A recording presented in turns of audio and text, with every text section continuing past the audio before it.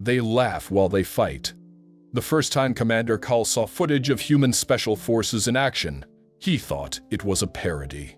The kind of over-the-top combat simulation species used for morale boosting or recruitment ads. It had to be a joke. No one knows species move like that unless they were either hallucinating or auditioning for some galactic battle-themed stage performance. But the humans weren't performing. They were fighting, and they were having the time of their lives. The tactical feed came from an Outer Rim outpost during a joint operation. Cal had been stationed there as a field observer for the Vorak Coalition. He was there to assess the viability of future contracts, evaluate risk, and most importantly, determine whether Earth's bipedal mammals were as reckless as the rumors said. They were worse. On the screen, a human squad in full-powered armor sprinted across open terrain. Explosions rippled behind them, dust plumes climbing like volcanic ash into the low atmosphere. One of them, Anderson, according to his IF tag, slid into cover on his knees, casually fired a shoulder-mounted railgun at an enemy emplacement, then laughed as the structure vaporized into shrapnel and flame. Cal leaned in closer. The laugh was real. Not the guttural bark of a soldier staving off fear, but the genuine belly-deep sound of someone having fun. The squad's comms were partially decrypted. Human speech, riddled with slang and sarcasm, filtered through the speaker. "Hey Jenkins, what's the difference between a Vorak battlecruiser and a tin can?" "Dunno, Sarge." About 30 seconds once Anderson gets warmed up, a chorus of laughter echoed through the feed. Then another detonation. Cal recoiled slightly. "They're joking," he said aloud, though no one else was in the room during live combat. He wasn't sure what disturbed him more, the humor, the ease with which they moved through chaos, or the way they talked about war like it was a video game. The human operators didn't speak in technical jargon. There was no panic, no strain. They cracked jokes about ammunition like chefs discussing recipes. They referred to enemy strongholds with nicknames. One called a heavily fortified tower the taco stand. And they laughed, constantly. The next clip was worse or better, depending on one's species and threshold for madness. It showed a late-night infiltration operation in a hostile desert zone. The humans wore desert camouflaged powered armor, their visors glowing faintly like predator eyes in the dark. They moved without a sound, slipping through fences, disabling security nodes, and neutralizing guards with terrifying precision. Then mid-op, someone whispered over comms. 10 creds says I can backflip over this guy and tag him before Jenkins even blinks. The camera feed jerked as the operator performed exactly that. A flipping arc of armored human acrobatics, ending in a silent takedown, followed by a whispered told yeah. Someone snorted. Show off. More laughter. Cal shut the monitor off for a moment, feeling something unpleasant coil in his thorax. He'd studied warfare for decades, served as a tactician in 3 separate conflicts. But he'd never seen soldiers treat combat like it was a sport. He reopened the monitor and skipped to the after-action report. The squad completed their mission in record time, achieved all primary and secondary objectives, and suffered 0 casualties. Attached to the report was a recommendation for style points to be awarded to Anderson for execution of combat maneuver with theatrical flair. Style points, in an actual mission briefing. As Cal scrolled deeper into the report, something crystallized in his mind. The humans weren't just effective, they were enjoying themselves. Deeply, sincerely. Combat wasn't just duty for them. It was culture, recreation. A bizarre form of expression. He had to know more. The following cycle, Cal requested access to human tactical archives. Not the restricted files, just the public stuff. Training materials, recruitment videos, declassified mission footage. What he found only deepened the madness. The training simulations were indistinguishable from their entertainment. In one clip, 2 human recruits in exosuits competed in a live fire course, taunting each other while dodging stun blasts and scaling walls. Bet you can't beat my time, slug. You're on. Loser buys Go Juice. Go Juice, Cal learned, Was their combat stimulant a mix of adrenaline boosters and neural accelerants? The humans had branded it with bright colors and slogans like "Unleash the Beast" and "Dominate your day." As if selling beverages to civilians, not neurochemical enhancers to special forces.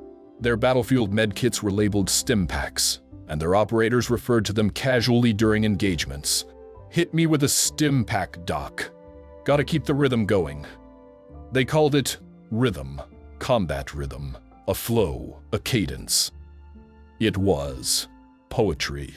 War as performance. A week later, Cal met with another commander, an old friend from the Trellian front named Kural. Kural had once faced human special forces firsthand and had refused all related contracts since. "They don't operate like any other species," Kural said flatly. "They run toward danger because they want to see what happens. They modify equipment mid-battle because they're bored. They named their ships Angel of Death and Valkyrie's Fury and think it's hilarious. I saw one of them paint flames on the side of his orbital pod," Cal admitted. "Exactly. That's not intimidation. That's style." "Why?" Cal asked. "What purpose does it serve?" Kural's mandibles twitched with unease. "They don't need a reason. That's the terrifying part.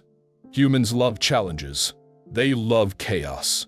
Combat is just another form of competition to them. The bigger the stakes, the more they throw themselves into it. And they enjoy every second." Cale remembered something else from the footage. A lone human pinned down behind cover, low on ammo, requesting a supply drop. The drop came via orbital pod, except the pod didn't carry more ammunition. It carried music. A speaker rigged to a drone blasted something called ADC as the soldier popped up and fired with renewed energy. "Now that's more like it," the soldier shouted. He won the engagement. To Cal, it was absurd. To the humans, it was standard operating procedure. Back in his quarters, Cal watched another video. This one from an engagement dubbed Operation Special Delivery. The humans had disguised high-yield explosives as supply crates and let the enemy carry them inside their own base. They called it gift wrapping and apparently celebrated with a party afterward. There were photos attached to the report.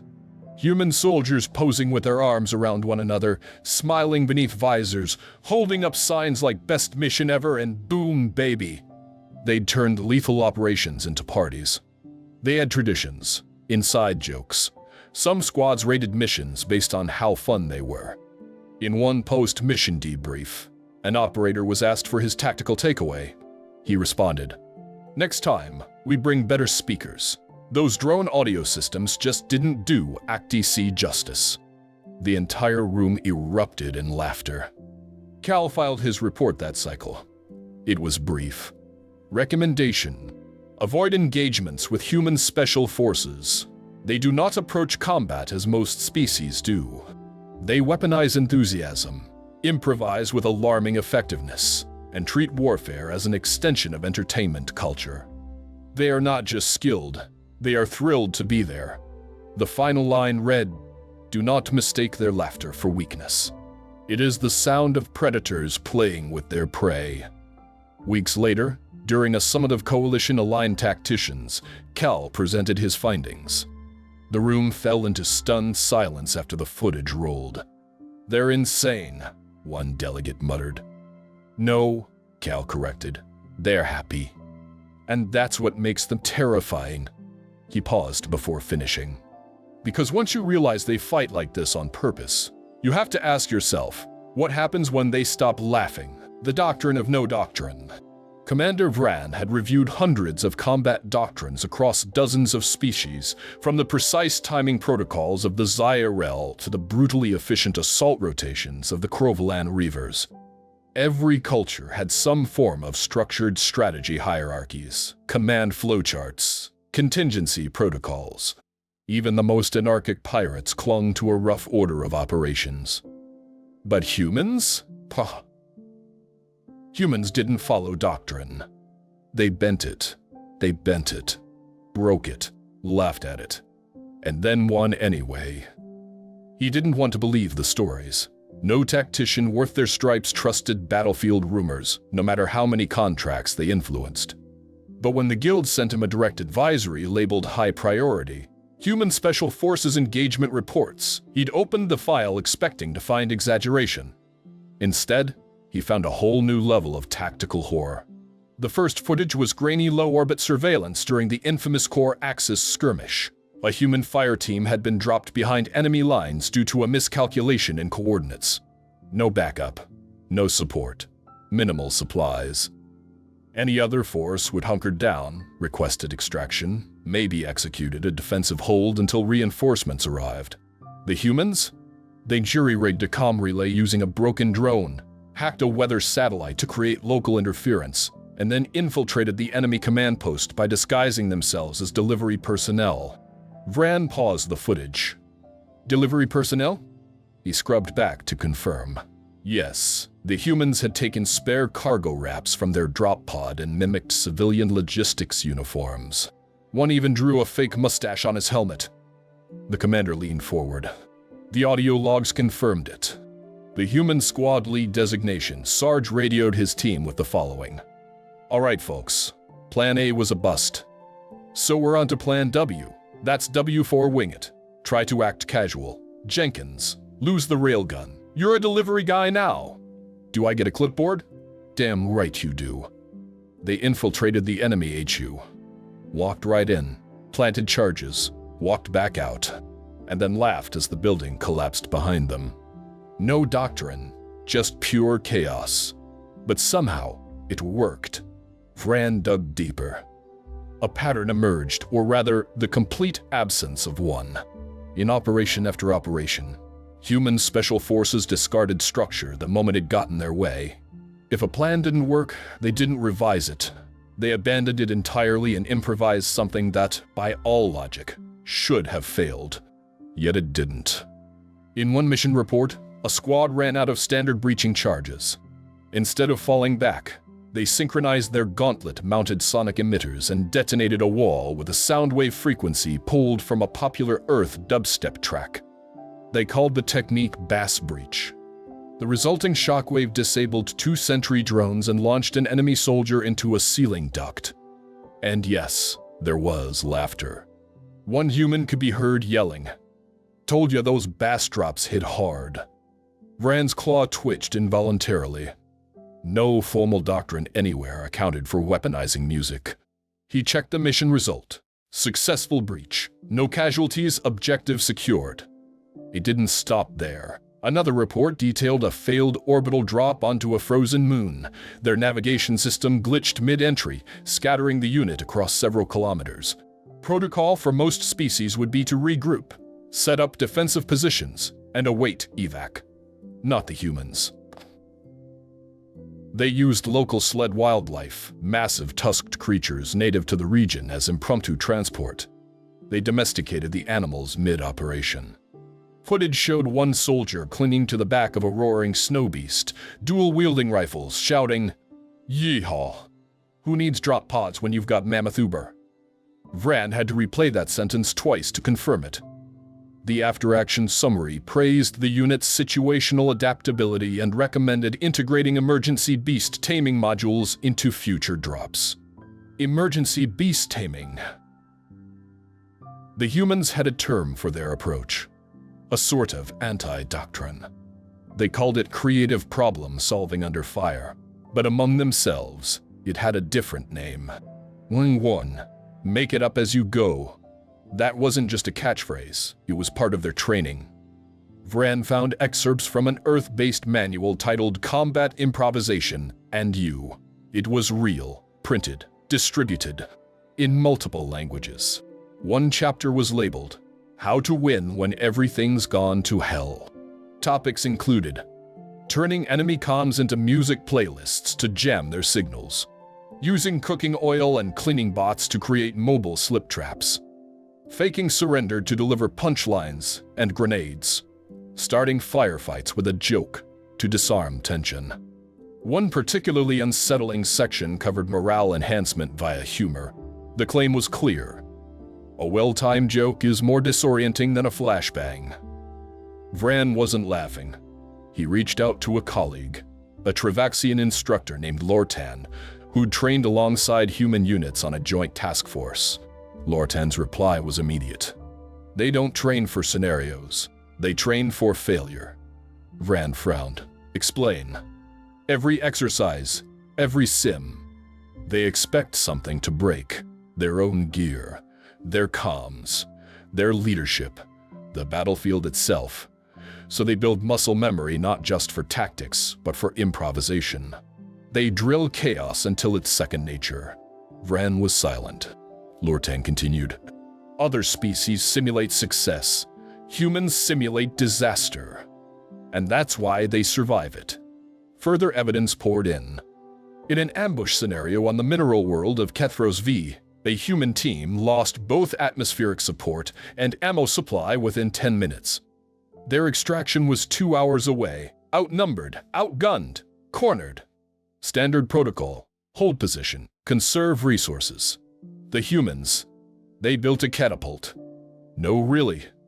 They dismantled a mining rig, built a siege weapon, and started flinging explosive ore at enemy positions. They called it Yet Cannon. An audio log.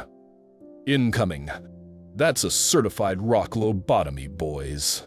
It shouldn't have worked, but it did. The enemy fell back. The team held out until evac arrived.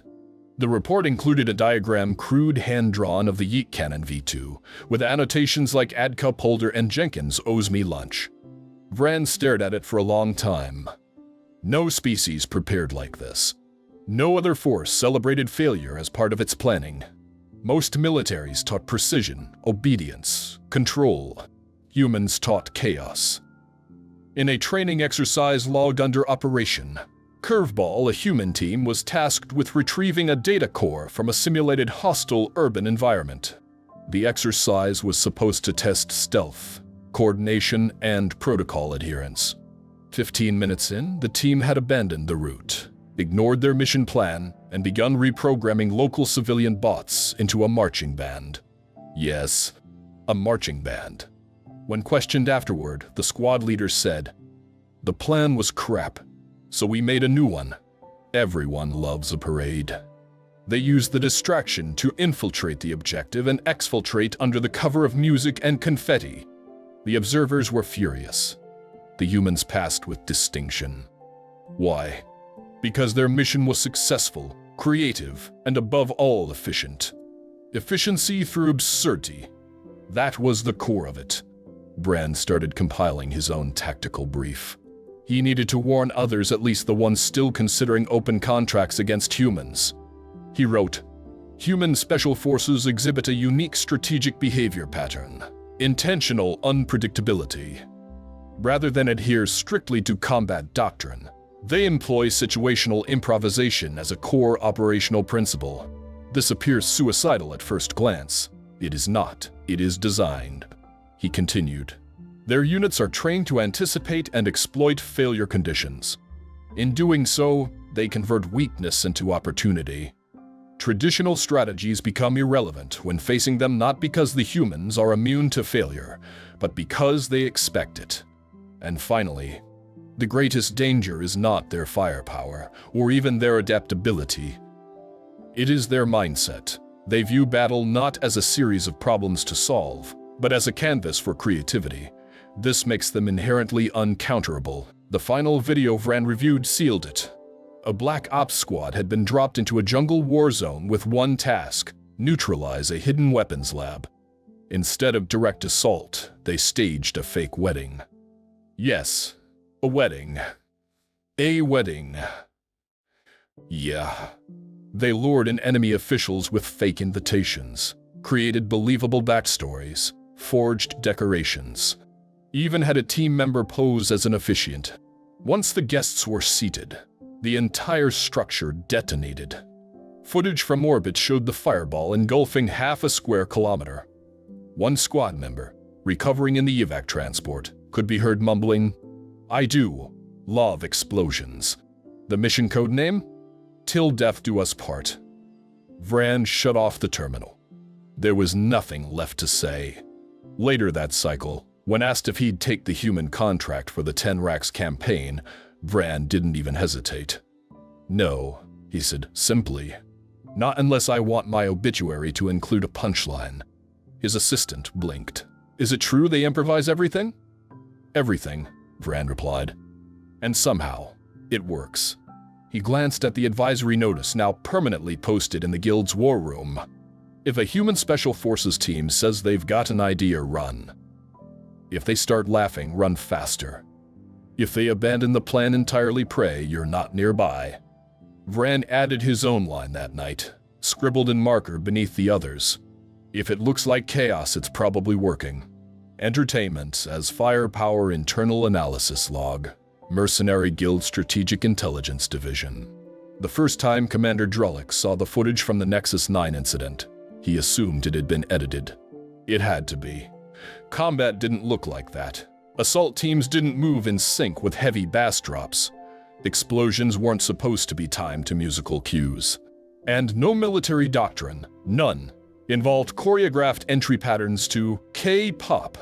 But the footage wasn't fake. It was real. Documented, sanctioned, applauded, and worse, it worked. The humans had conducted a full pacification of a rebellious mining colony, not through shock and awe or precision orbital strikes, but through what they called tactical rhythm optimization. They blasted music over external speakers, coordinated their breach charges to the beat, and executed synchronized takedowns like something out of a movie. And when the opposing forces, a cadre of quantum-scale engineers, tried to calculate a logical counterattack, their systems crashed. They couldn't make sense of it. The patterns weren't random. They weren't ordered either. They were artistic, designed for effect, style, impact. It wasn't psychological warfare in the traditional sense. It was cultural warfare, and it was devastating. Commander Drullick had reviewed hundreds of operations in his time with the Guild, but nothing prepared him for how humans used entertainment as a weapon. Not as propaganda, not as morale boosters, as operational tools. They'd weaponized humor, music, dance, storytelling, and somehow fused all of it with real-time combat effectiveness. The Dorax incident had been the first major red flag. Human special forces had been surrounded in a heavy manufacturing facility by silicon-based defenders who assumed that their infrastructure, sealed coolant systems, heat shielding, automated drones, made them untouchable inside their own complex. The humans turned that assumption into a punchline. They converted the thermal regulation network into a stimulant delivery system. They reprogrammed the cleaning drones into mobile combat support units. And they did it all while blasting classic rock music and arguing over which songs made the best breach soundtrack. The footage showed an operator laughing inside his helmet as he skated down a smoke-filled corridor on a rolling maintenance bot, firing 2 weapons while shouting, "Cue the drop!" The incident became known among mercenaries as the Party Bot Protocol. The Guild's official debrief described it as a cascading infrastructure failure, triggered by aggressive environmental repurposing and non-standard morale tactics. Unofficially, everyone called it insanity. But it worked, every dime. They turned janitorial robots into mobile jukeboxes. They labeled crates of explosives as party favors. They nicknamed their extraction routes with phrases like exit stage boom and encore evac. And then they started training others in how to do it. Drullick didn't believe it at first. No serious military would codify madness. But the documentation was clear. Creative Resource Utilization 101 was a standard elective at the Human Special Forces Academy. So was combat choreography for urban assaults, psychological disruption via thematic music selection, and, most horrifying of all, a new course called Tactical Theater. Because humans didn't just act in combat. They performed. They made war into a stage. They crafted narratives mid-firefight. They gave operations names like Operation Drop the Beat, Special Delivery, and Boom Boom Pow. And they had soundtracks, even in situations where stealth was preferable. They'd use music, not to hide, but to distract. One squad lured an entire enemy patrol away from a secure comms node by triggering motion sensors on a decoy speaker that played earth jazz at 115 decibels. When questioned, the squad leader simply said, It was a vibe. No report could quantify that. The Guild's analysts began marking human tactical behavior under a new classification: unstructured creative assault. No two operations looked the same. Every encounter brought new tactics, new themes, new aesthetics. In one op, they blasted heavy metal from reprogrammed drones. In another, they wore glowing suits and called it Operation Tron Legacy. And in Nexus 9, they used choreographed group maneuvers with pop music to disrupt enemy synchronization matrices. That one broke the enemy's entire command algorithm. When asked why they chose K-pop, one operator replied, "They didn't expect the drop. You gotta feel the beat before you bring the heat." That quote was later engraved on the side of their troop carrier. The military humor was one thing. But it wasn't just jokes. It wasn't just music. It was creative dominance. They didn't just want to win. They wanted the enemy to remember how they lost, to feel overwhelmed, not just by firepower, but by personality. In some footage, human operators were seen live commentating their own movements. Coming around the left, Jenkins. Watch this spin. Boom, that's how you clear a hallway, kids. They treated combat like a reality show, one that never got canceled. To make things worse, the Guild discovered humans were recording their own operations and reviewing them for style points. Not just efficiency, style. There was an internal ranking system, informal but clearly influential, where operators challenged each other to outdo the last squad's creative success. The Dorax team had scored high for party bot coordination. The Nexus 9 team got commendations for synchronized breaching.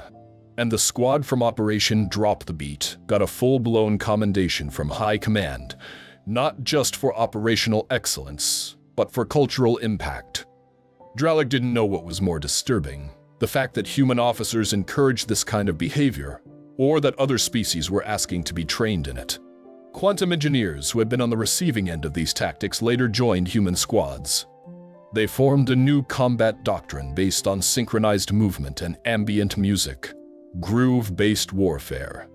Their colony's efficiency spiked 300%. That number wasn't even classified. It was being marketed.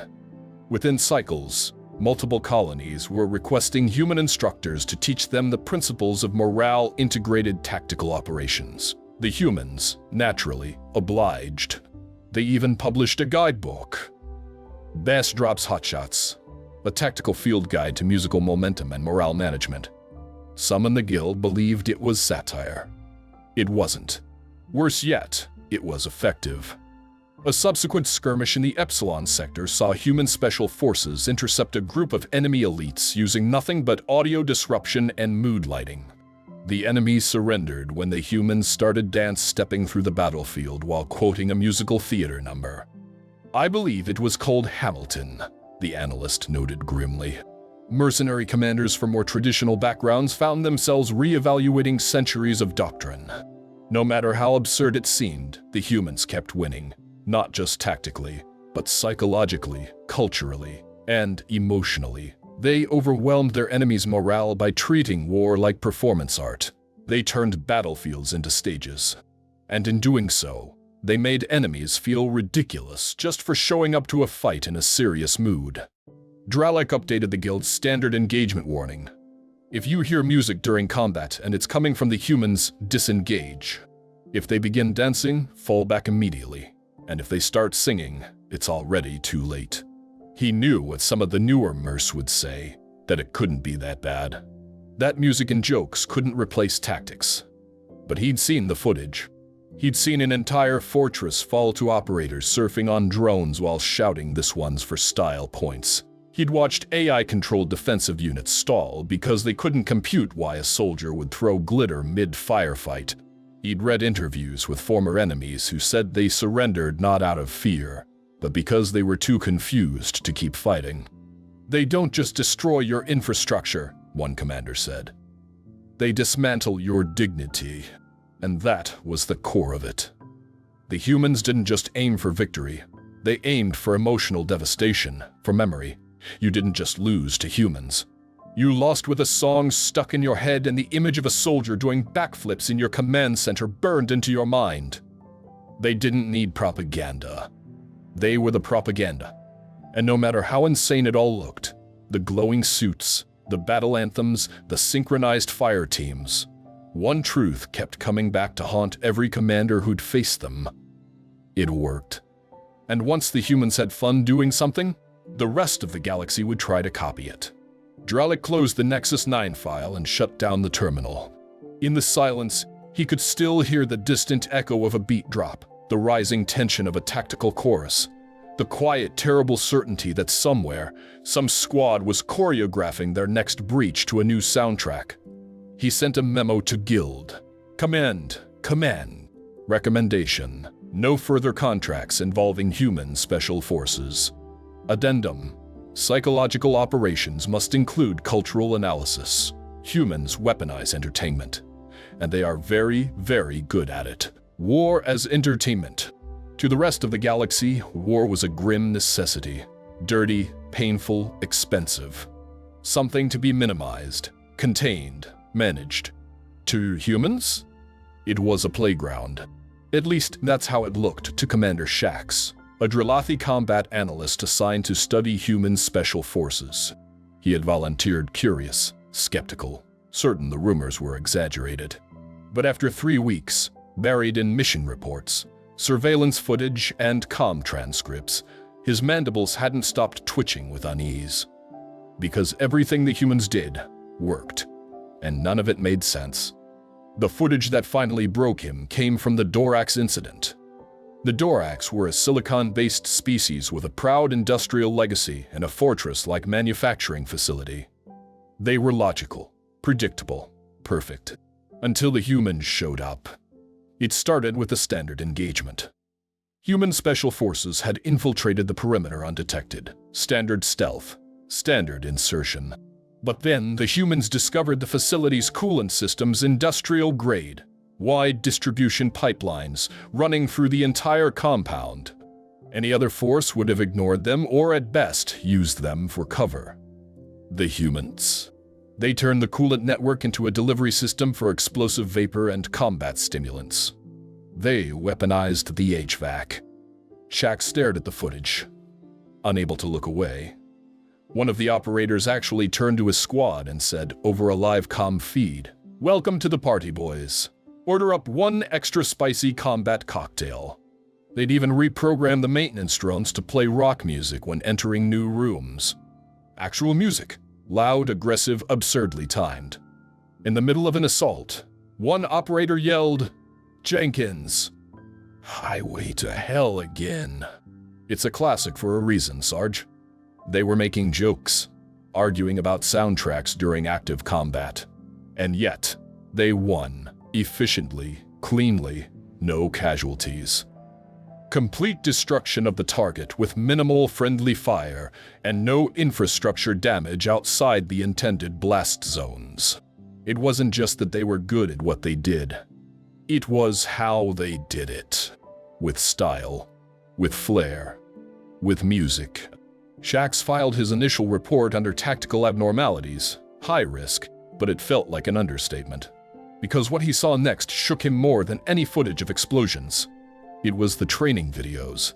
Yes, the humans had turned the entire Dorax mission into a teaching module titled Creative Resource Utilization 101. It had pop-up annotations, jokes in the subtitles, commentary from the soldiers who executed the OP.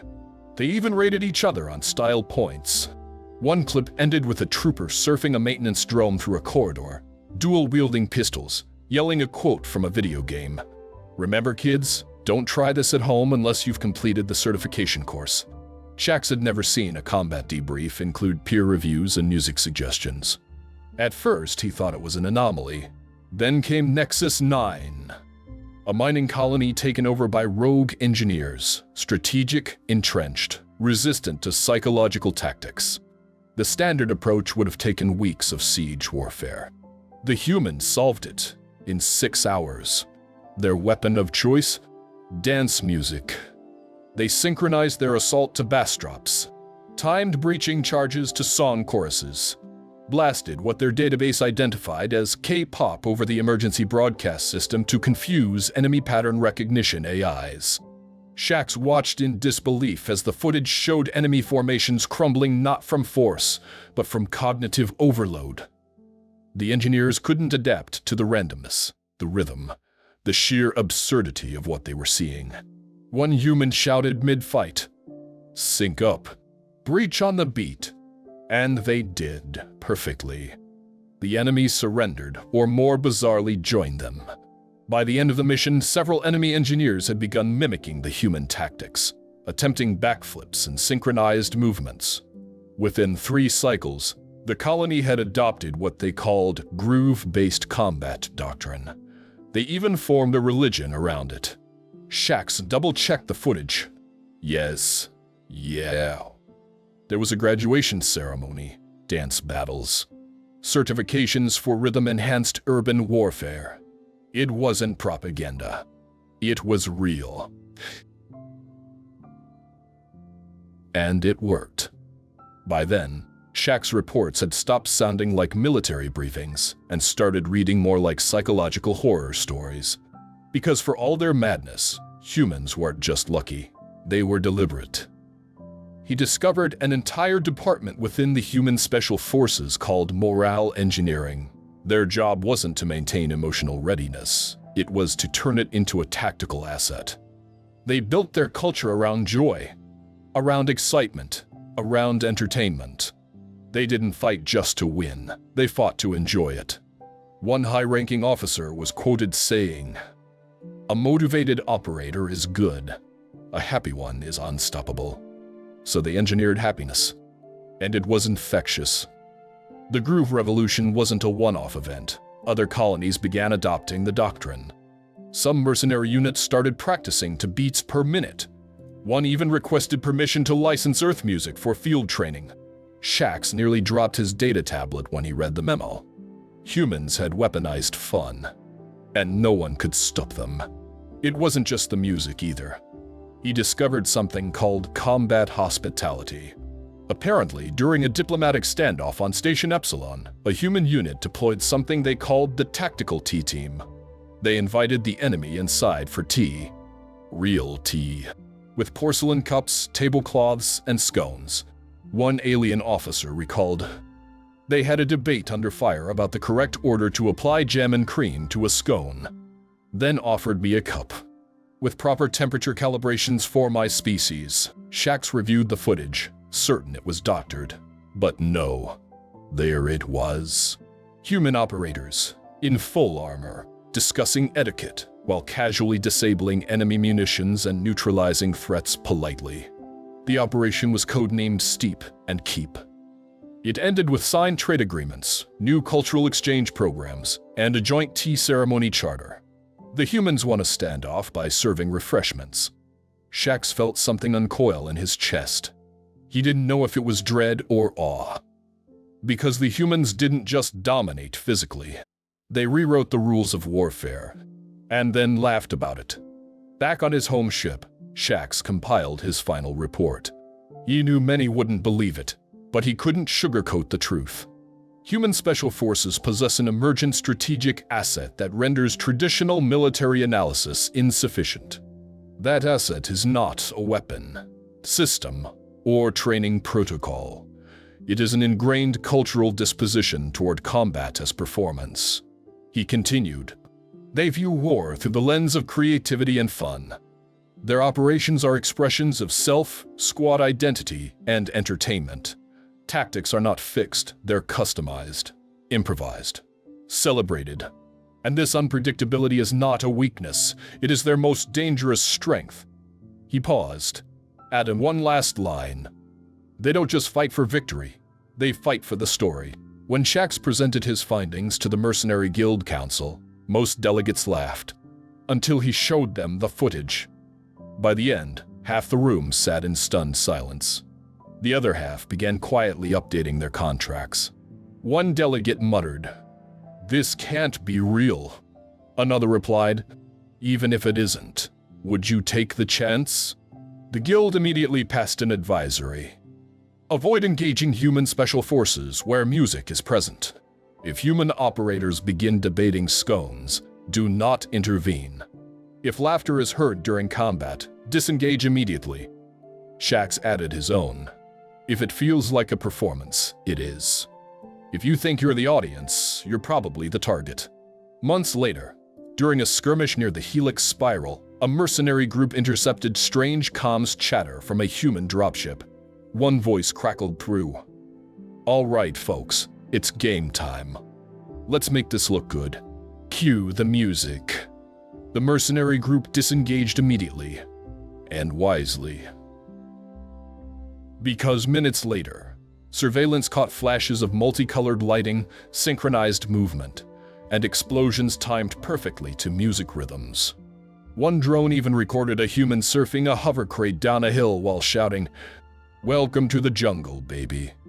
The footage cut out mid-laughter. Later that year, the guild updated their advisory again. The only thing more dangerous than a human with a gun is a human with a playlist. And beneath that, in small print, avoid trend-setting engagements. The humans are always starting trends. They turn war into theater mercenary guild tactical culture analysis. Human special forces. Entry 5. Warfare as ritual and performance. There was something deeply unnerving about the way humans waged war. It wasn't their weapons. It wasn't their technology. It wasn't even their bodies, soft, fragile compared to the armored carapaces and reinforced skeletal systems of most known combat species. It was their attitude. Commander Trevrand of the Korthak Collective had seen a lot in his 3 decades of contract service. He'd fought alongside and against a dozen species, some of them twice. He'd seen elegant war machines, cold logic-based tactics, hive-synchronized strikes that moved like clockwork. But he'd never seen anyone treat war the way humans did. They didn't march into battle. They swaggered. They didn't just follow orders. They improvised with flair. They didn't mourn combat. They decorated it. During the infamous Steelwind Junction skirmish, Trevrand's unit had taken position on the upper ridgelines, prepared for a standard delay and ambush operation. They were facing a relatively small detachment of human special forces, nothing they hadn't handled before. Then the music started. Not broadcasted signals, not an error, but real, physical music, blaring from small drones flying overhead. Earth-based orchestral battle score, interspersed with electronic bass and tribal drums. One of Trevrand's soldiers blinked in confusion and asked, "What kind of announcement is this?" It wasn't an announcement. It was an entrance. The humans advanced through the smoke like actors on stage, their movements purposeful, dramatic, not reckless, but designed for maximum effect. One of them vaulted a barricade, spun in midair, and landed in a crouch, posing briefly before moving again. Another shouted, "Cue the fireworks!" as they launched a burst charge overhead that rained sparks behind them. Trevrand realized with a jolt, this wasn't chaos. It was choreography. They had rehearsed this.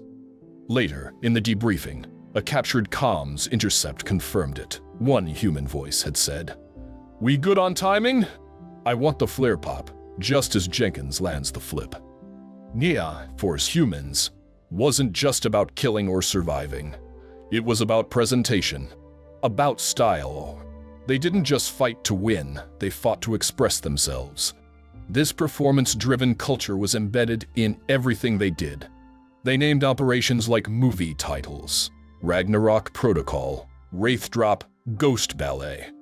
Their kill teams bore names like Shadow Circus and the Iron Joke, often painted in graffiti-style lettering on their armor. And they customized everything.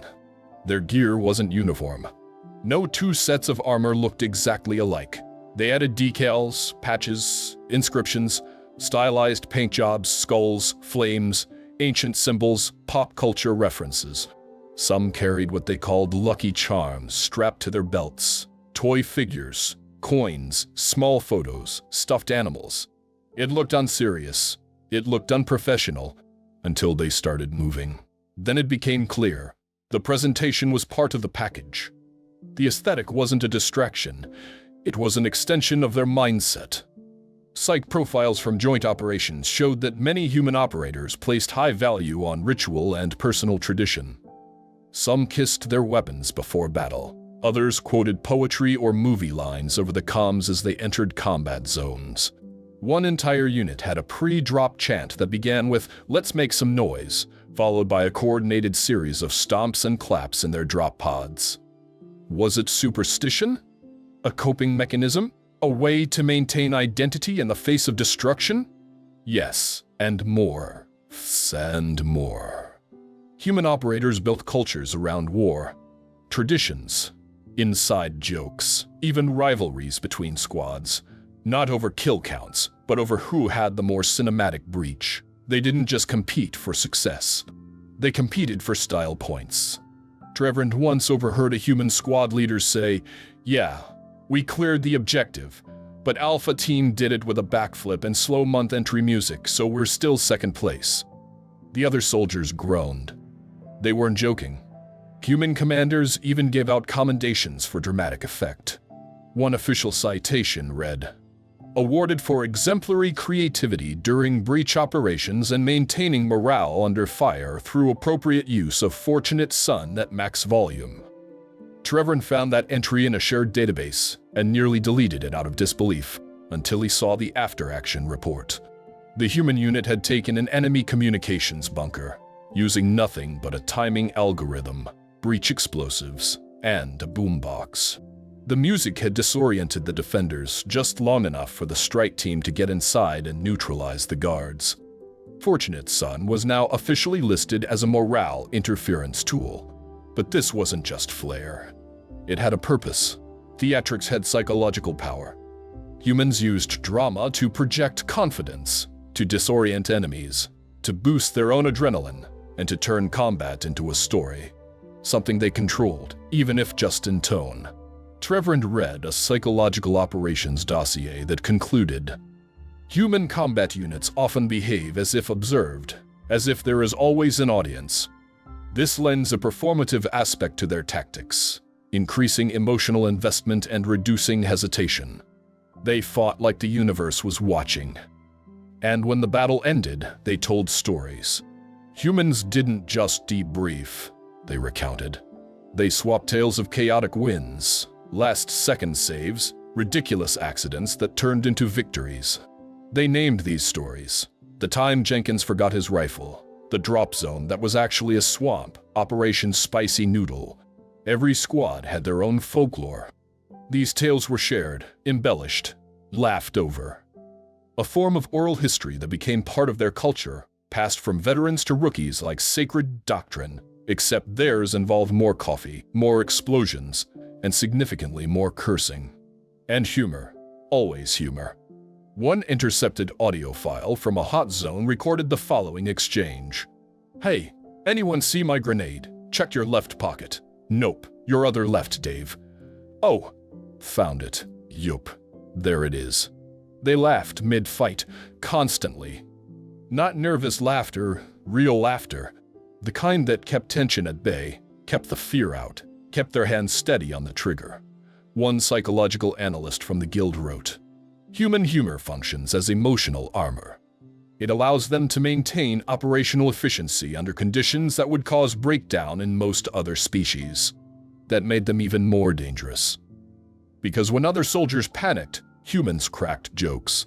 And when things got worse, they joked harder. One human operator, nicknamed Sarge, was overheard during an active firestorm shouting, "You call that incoming fire? My mother-in-law throws better tantrums." Another time, when pinned down behind rubble, a different operator quipped, "At least it's not raining." It started raining. He followed up with, "Okay, now it's a real op." That clip circulated through mercenary channels for weeks. Not because it was strategic, but because it was so human. They turned combat into something familiar, something theatrical. They pulled each other out of trauma by turning it into something worth talking about later. Trevorand, once a skeptic, had begun collecting clips of these moments. Not because he wanted to laugh, but because he wanted to understand what made them keep winning. Why they stayed sharp even when everything else went to hell. And the answer was right there, because they treated war like something bigger than itself. It wasn't just killing. It was ritual, story, art, and they loved it. Not in a bloodthirsty way, though some of them certainly enjoyed the adrenaline, but in a deeply cultural way. They took pride in the pageantry. They weren't just surviving, they were performing. It made them unpredictable. It made them impossible to intimidate. It made them powerful. And worst of all, it was contagious. Other species, especially younger recruits from fringe colonies, began to emulate the human style. One Korthak unit started painting flames on their chest plates. Another installed sound systems on their transports. At first, it was dismissed as mimicry, until it started improving morale. Trevor's own soldiers once asked if they could rename their patrol squad Thunder Punch. He refused, but not firmly. A few weeks later, he caught himself smiling when someone made a dumb joke under pressure. He'd stopped asking why. He now understood the truth. If you fight long enough in the same space as humans, their way rubs off. Because the humans' greatest weapon wasn't their guns or their armor. It was their ability to turn war into something else entirely. And when they started doing that, turning a breach into a performance, a firefight into folklore, a victory into a victory worth remembering, the rest of the galaxy had only two options: watch, or get out of the way.